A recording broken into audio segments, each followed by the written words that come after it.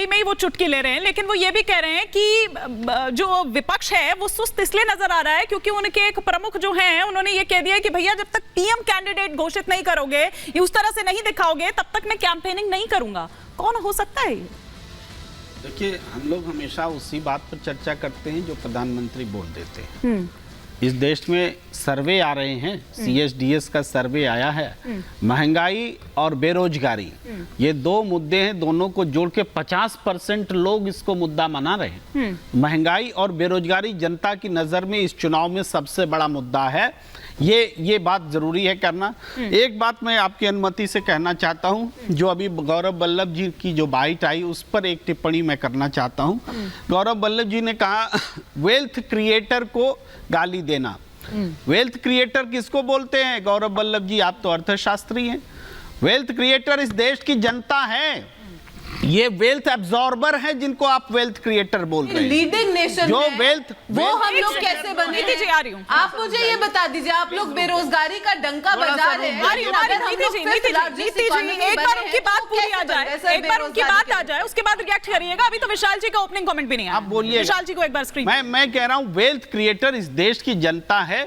22 लोगों के पास में जितनी दौलत है उतनी 70 करोड़ लोगों के पास में नहीं है। वेल्थ क्रिएटर आप समझिए, ये हमारे अर्थशास्त्र में बड़ा अजीबोगरीब तरीके से चीजों को देखने की परंपरा बन गई है। सोना जब महंगा होता है तो कहते हैं सोना चमक गया। ये आम नजरिया नहीं है, ये अमीरों के देखने का नजरिया है, कारोबारियों का नजरिया है, लेकिन आम नजरिया तो सोना उसकी से दूर चला गया। ये होता है।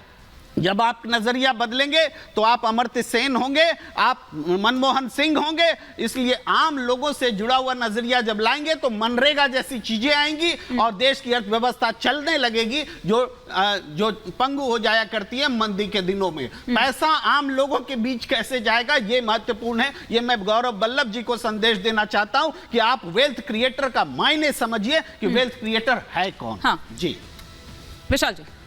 हिमानी जी, बड़ी विडंबना है।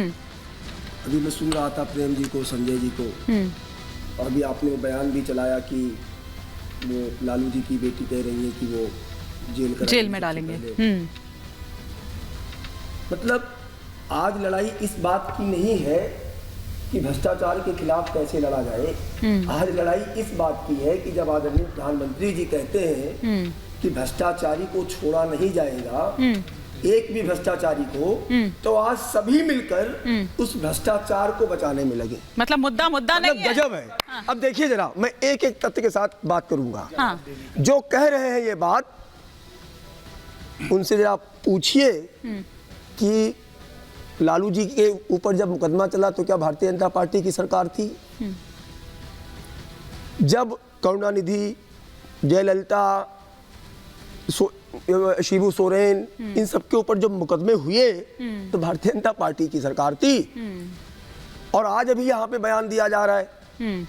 तो मैं जो कहते थे कि बस ये लो नंबर, मिस कॉल करो और उसके खिलाफ तुरंत कार्रवाई होगी भ्रष्टाचारी के खिलाफ। अजीत पवार के सुनिए तो, अपने मंत्री के खिलाफ भागिए डिबेट यदि करना तो स्वस्थ करिए। नहीं, गुमराह मत करिए। अजीत पवार को सुनिए तो सही। अजीत पवार के भ्रष्टाचार का खुलासा किसने किया था? मंत्री को बिना मंत्री की बात बोलना है या बिना काम पे बोलना है? इस्तीफा दिलवाया, भाषण देना है या जवाब देना है? पालिका कह रही है अजीत पवार के घोटाले को किसने खोला? नहीं है। येदियुरप्पा को जेल से बाहर किसने किया?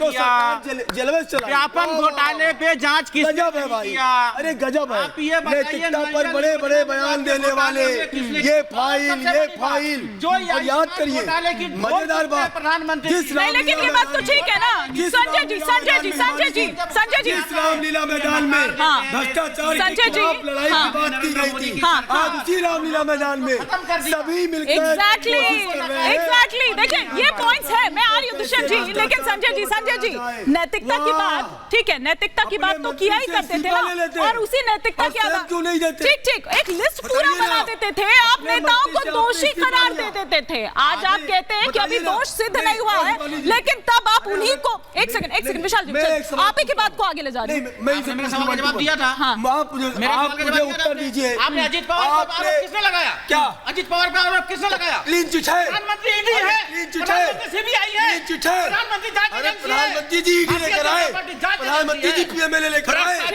किसने क्लीन चिट दिया? किसने क्लीन चिट दिया? देश में सिंगल नेम चल रही है, देश में सिंगल नेम जिसके ऊपर चार्जेस हो और बीजेपी ज्वाइन करने के बाद। ठीक है दुष्यंत जी, झूठ बोल रहे हैं। ठीक है आप रोक रहे हो। बताइए, मैं चैलेंज करता हूँ। एक नाम बताइए, तानाशाही की एक बातों नाम के लिए देश में। बताइए, ठीक है एक नाम बताइए। विशाल जी एक सेकंड संजय जी और भाजपा एक करके विशाल जी अब एक बार जवाब ले लेती हूँ, फिर दुष्यंत जी बहुत देर से रिएक्ट करना चाह रहे जहाँ हैं। तक बात है नैतिकता की, हाँ। जहाँ तक बात है नैतिकता की, मैं कहता हूँ कि जिन जिन लोगों पे जिम्मेदारी से कहता हूं मैं जेल जाऊंगा, टाइम लूंगा, अरविंद केजरीवाल से मिलूंगा। एक जिम्मेदारी के साथ कहता हूं, जिन जिन लोगों पे भारतीय जनता पार्टी ने आरोप लगाया 2015 से, हाँ। जिसे मुख्यमंत्री बनाया, उप मुख्यमंत्री बनाया, जेल से बाहर निकाला, सबको उसके ऊपर प्रूव करे कि वो लोग चोर हैं। नहीं तो ये अपने आप को साबित करें कि प्रधानमंत्री जी, ये तो अलग बात है, लेकिन दुष्यंत जी यही थे ना जब आप लोगों के उसमें आप लोग भी थे, सबसे ऊपर आप ही लोग थे, वो लिस्ट आप ही थे, लिस्ट बना दी थी और दोषी करार दे दिया जाता था नेताओं को। और शीला दीक्षित का जिक्र तो अभी थोड़ी देर कर रहे थे ना, पहले अवनीश अवस्थी जी भी वो ऐसी गिनवा रहे थे, भैया बता दीजिए कितने पर्दे, ये फाइल, ये डॉक्यूमेंट्स, ये होता था ना। तो आज सर वो नैतिकता कहाँ गई, ये पूछ रहा है हर कोई। सर ये आपके लिए भी पहला एक्सपीरियंस होगा इस तरह का और हमारे लिए भी बिल्कुल है, लेकिन मैं ये कहना चाहता हूँ अरविंद केजरीवाल ने किसी पे आरोप लगा के फिर उसको अपनी पार्टी में नहीं लिया। अच्छा, भारतीय जनता पार्टी पहले आरोप लगाती है, उसके बाद कहती है मेरे पास आ जाओ, मर्ज हो जाओ। जो नहीं आता है, आप विपक्ष में क्यों बैठे हो अजीत दादा, आप उप मुख्यमंत्री बनिए।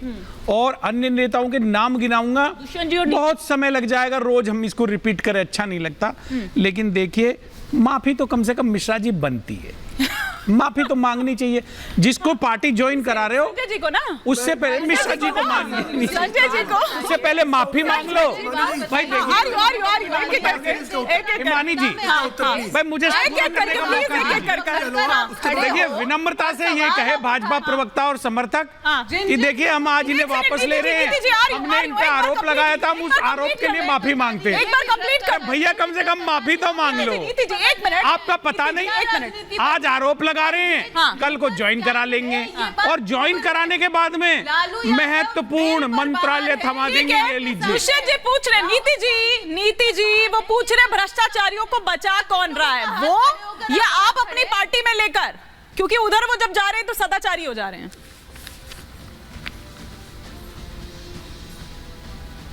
ये मेरे लिए जी नीति जी आप ही के लिए। देखिए ये चीज हम लोगों ने बहुत पहले से बोली है कि जो भी लोग हमारे पास आ रहे हैं, एजेंसीज अपना काम कर रही हैं, उसमें हमारा कहीं पर कोई हाल नहीं है। नहीं, प्रफुल्ल पटेल साहब को क्लीन चिट हो गया, अखबार में छपा है, ये लीजिए। मुंबई पुलिस ने